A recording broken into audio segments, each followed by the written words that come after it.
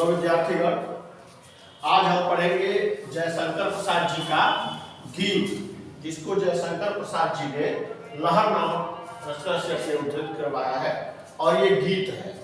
गीत में हम पढ़ेंगे बीती विभावरी जागरी। इसका हम व्याख्या पढ़े इससे पहले एक चीज आप जान लें कि जो भी प्रतियोगी परीक्षाएं होती हैं या बोर्ड की परीक्षाएं होती हैं, तो इसमें आप पिछला प्रश्न पत्र देखेंगे तो एक साल गैप करके हर साल लगभग ये व्याख्या लिखने को आता है।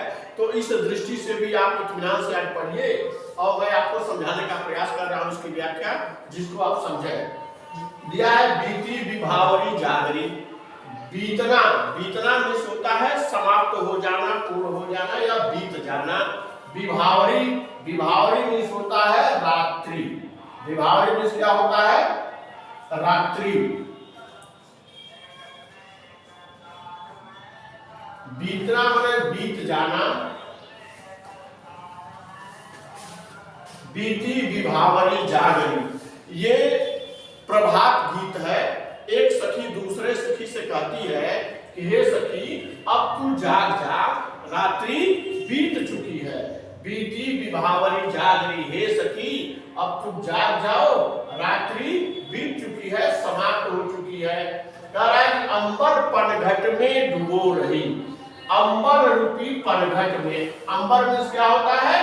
आकाश। अंबर में क्या होता है? आकाश। कह रहा है अंबर पनघट, और अंबर रूपी पनघट में, पनघट वह स्थान होता है जहाँ प्रातः या सायंकालीन गांव की, नगर की जो स्त्रियां होती हैं, जो पुरुष होते हैं, जो गांव के व्यक्ति होते हैं, वो जाके जहां से जल भर के लाते हैं, पानी भर के लाते हैं, उस स्थान को हम पनघट कहते हैं। तो ये जयशंकर प्रसाद जी का भाव है इस गीत के माध्यम से। उन्होंने अंबर को ही पनघट बना लिया है, अर्थात आकाश रूपी पनघट से अंबर पनघट में डुबो रही। अंबर रूपी पनघट में, पनघट में क्या होता है? वह स्थान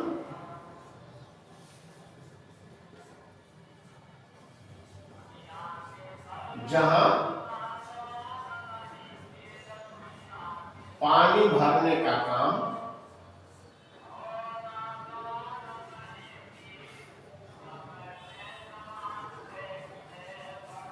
कार्य होता है। पानी भरने का मतलब पानी भर के लाने से है। वह स्थान मतलब वो तालाब या तट, वो किनारा जहां हम जाते हैं और अपने पात्र को उस जल में डुबो के लाते हैं, उस पर्टिकुलर स्थान को हम घाट कहते हैं, घट कहते हैं। तो पनघट में, अब देखिए, अंबर पनघट में डुबो रही ताराघट उषा नागरी। कौन डुबो रही है? तो नागरी। नागरी में होता है स्त्री, चालाक महिला, चतुर स्त्री। और नागरी शब्द क्या लिखा गया है? जो नगर में निवास करने वाली बधुएं होती हैं, उनको हम नागरी कहते हैं। नगर में निवास करने वाली जो महिलाएं, स्त्रियां या बधुएं होती हैं, उनको हम नागरी कहते हैं। एक भाव ये है। अब परिवेश ग्रामीण का है। गांव में ही ये जो कवि का माध्यम है, वो गांव के परिवेश को उन्होंने बनाया है। अब जब शहर में, नगर में जाएंगे, नगर को भी शहर को भी नगर कहा जा रहा है, तो नगर की भी स्त्रियां नागरी की परिधि में आएंगी, उनको भी हम नागरी कह सकते हैं। तो ताराघट, तार जो घट में है घड़ा, घट किस क्या होता है? घड़ा। ताराघट उषा नागरी, अर्थात उषा रूपी चतुर स्त्री तारा रूपी घट को आकाश रूपी पनघट में डुबो रही है। अर्थात कह रहे हैं बीती विभावरी जागरी, हे सखी अब तू जाग जाओ, रात्रि समाप्त हो चुकी है। इसमें जो शब्द है अंबर, आकाश, पनघट वह स्थान जहां से पानी भरने का काम हो रहा है। घट मीन्स होता है घड़ा, नागरी मीन्स होता है नगर की चतुर स्त्रियां, और वो उषा मतलब प्रातःकालीन की बेला में जो तारा रूपी घट से आकाश रूपी पनघट में अपनी घड़े डुबो के जल भरने का काम करती है। ऐसे में हे सखी अब तू भी जाग जाओ, बीती विभावरी जागरी। इसका देखते हैं। खग कुल कुल कुल सा बोल रहा है। खग का जो कुल है अर्थात पक्षियों का जो समूह है वो कुलकुल सा बोल रहा है, कलरव कर रहा है। उनकी जो बोलने की आवाज होती है समूह में जब बोलते हैं तो वो कुलकुल सा बोल रहा है, अर्थात उनके उस ध्वनि को कवि ने कुलकुल शब्द दिया है, कुलकुल सा बोल रहा है। एक और इसमें बात आती है कि उषा रूपी चतुर नारी जो है जब अंबर रूपी पनघट में अपना घड़ा जब डुबोती है और उसमें जल जब भरने का उपक्रम होता है तो वो भी घट घट या कुलकुल की जो आवाज आती है उस आवाज से भी इसका प्रभाव है। तो जयशंकर प्रसाद जी ने बताया कि खगकुल अर्थात पक्षियों का जो समूह है, खगकुल मीन्स होता है पक्षी, कुल मीन्स होता है समूह, समूह होता है, वंश होता है, जाति होती है, उनकी पूरी बिरादरी होती है।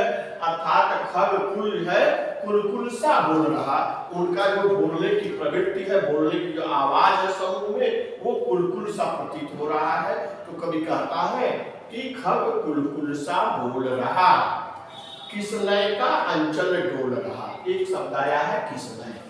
किसलय में क्या होता है? वृक्षों की वे कोमल पत्तियां, वृक्षों की जो तरुण पक्षी वो पत्तियां होती हैं जो कोमल होती है, नई कोपड़े होती हैं, उसको किसलय कहते हैं। अंचल डोल रहा, उस पत्ती रूपी अंचल जो है डोल रहा है, अर्थात मंद बयार जब धीरे से भी हवा चलती है तो सुबह का जब बेला जो होता है, जो सुबह का समय होता है, सुबह की चलने वाली हवाओं से नव पत्तियां जो होती हैं अर्थात वृक्षों की कोमल पत्तियां हैं वो धीरे धीरे डोल रही होती हैं। कह रहे हैं लो यह लतिका भी भर लाई। लतिका, लतिका जिस होता है लताएं या बेल जिसको कहती है, बेल जिसको कहा जाता है जो दूसरे के सहारे चढ़ने का प्रयास करती है, ऐसी लता जिसको हम बेल कहते हैं। तो लो यह लतिका भी भर लाई, ये सखी तुम सोई हो और यह लतिका भी भर लाई। क्या भर लाई है? तो मधु मुकुल, मधु मुकुल और नवल रस। अब देखिए मधु मीन्स क्या होता है? मकरंद। मधु मीन्स क्या होता है? मकरंद। और मुकुल मीन्स क्या होता है? खिली कली। ऐसी कली जो पूर्ण रूप से अभी विकसित नहीं हुई, पूर्ण रूप से जो विकसित नहीं हुई है उसको अधखिली कली कहते हैं और कवि ने उसको मुकुल नाम दिया है। अर्थात मुकुल मीन्स होता है अधखिली कली और मधु मीन्स होता है मकरंद, नवल मीन्स होता है नव, नया, ताजा। अर्थात यह अधखिली कली भी अपने अधखिले पुष्पों में नवल रस अर्थात नए नए मकरंदों से वो भी अपनी क्या नवल रस गागरी अर्थात अधखिली पुष्प रूपी गागरी में मकरंद रूपी रस जो नवरस है वो भी उसमें भर लाई और बीती विभावरी जागरी। ऐसे में हे सखी रात्रि समाप्त हो चुकी है, अब तू जाग जा। तो इन चार लाइनों में जो कठिन शब्द थे, खगकुल माने पंछियों का समूह था, कुलकुल उनके बोलने की सामूहिक जो आवाज थी वो कुलकुल था, किसलय जो वृक्ष थे, वृक्ष की जो कोमल पत्तियां थी उनके डोलने का अंचल जो होता है वो उसको अंचल कहा गया है, वो डोल रहा। और लो यह लतिका भी भर लाई। ऐसे में ये सखी यह लतिका जो है वो भी भर लाई। कैसे भर लाई? तो अपनी आध खिली हुई कली में मकरंद रूपी रस अपने उस गागर में भर के ला गई है। ये सखी अब तू भी जाग जा, बीती विभावरी जागरी। अब अगली लाइन देखते हैं इसी क्रम में। अधरों में राग अमंद पिए, अलकों में मनयज बंद किए, तू अब तक सोई है आली, आंखों में भरी बिहागरी, बीती विभावरी जागरी, बीती विभावरी जागरी। अधरों में राग अमंद पिए, अधर मीन्स क्या होता है? होठ। अधर मीन्स होता है होठ। होठ। राग मीन्स होता है राग। एक राग होता है गाने वाला और एक होता है अनुराग को भी राग कहते हैं। किसी के प्रति अनुराग हो जाना इसको भी राग कहते हैं। अमंद पिए। अमंद मीन्स होता है तीक्ष्ण। अमंद मीन्स क्या होता है? तीक्ष्ण।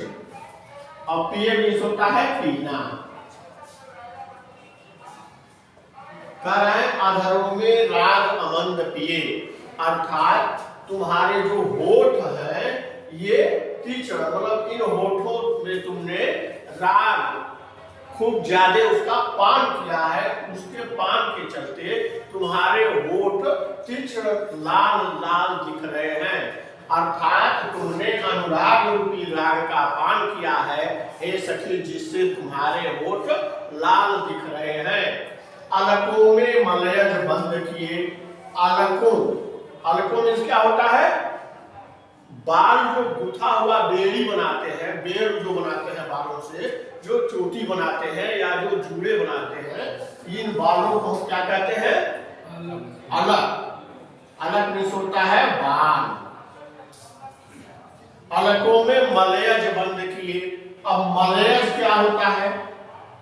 मलय गिरी से आने वाली सुगंधित हवा को मलयज कहते हैं, या फिर चंदन, चंदन की जो खुशबू आती है इसको भी हम मलयज कहते हैं।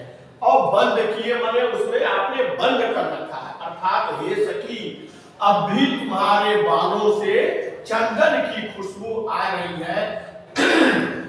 अर्थात अपने बालों में तुमने मलयज को बंद कर रखा है। भाव यह है कि तुमने तीक्ष्ण राग का पान किया है जिससे तुम्हारे होठ लाल है और तुम अलसाई हुई हो, अभी भी तुम्हारे बालों से चंदन की खुशबू आ रही है। मलयज बंद किए अर्थात ये खुशबू अभी भी तुम्हारे बालों से निकल रही है। तू अब तक सोई है आली। आली कहते हैं सखी को। आली किसको कहते हैं? सखी को। कहे हे सखी तू अब भी अलसाई हुई है, अर्थात आलस्य में मस्त होकर तू अब तक सो रही है। आंखों में भरे बिहागरी, और तुम्हारे आंखों में वियोग, विहाग में सोता है वियोग के क्षणों में, वियोग के क्षणों में गाया जाने वाला राग जो होता है उसको विवाह कहते हैं। तो कह रहे हैं कि अधरों में राग अमंद पिए। हे सखी तुमने अपने होठों में या तुमने तीक्ष्ण राग का पान किया है जिससे तुम्हारे होठ अब भी लाल है, और ये तुम्हारे बालों से मलयज बंद किया, अर्थात तुम्हारे बालों से चंदन की खुशबू आ रही है। तू अब तक सोई है आली। हे आली इस आलस्य में तू अब तक सोई पड़ी हुई है। आंखों में भरे बिहारे, और जो तुम्हारी आंखें हैं उसमें वियोग में गाए जाने वाला जो राग होता है वो उस तरह के स्वप्न तुम्हारे आंखों में भर रहे हैं, दिख रहे हैं। बीती विभावरी जागरी। हे सखी रात्रि समाप्त हो गई है, तू अब भी जाग जा। कहने का भाव ये है कि ये रही आपकी कविता, और इसको लहर से कवि जयशंकर प्रसाद जी ने लिया है। इसमें कहीं कोई दिक्कत आपको होती है, भावार्थ आपको बताया गया, शब्दार्थ हो गया है, कहीं कोई दिक्कत होती है इसकी व्याख्या करने में, तो आप पुनः कमेंट के माध्यम से बता सकते हैं। तब तक खूब ईमानदारी से पढ़ते रहिए, सोचते रहिए।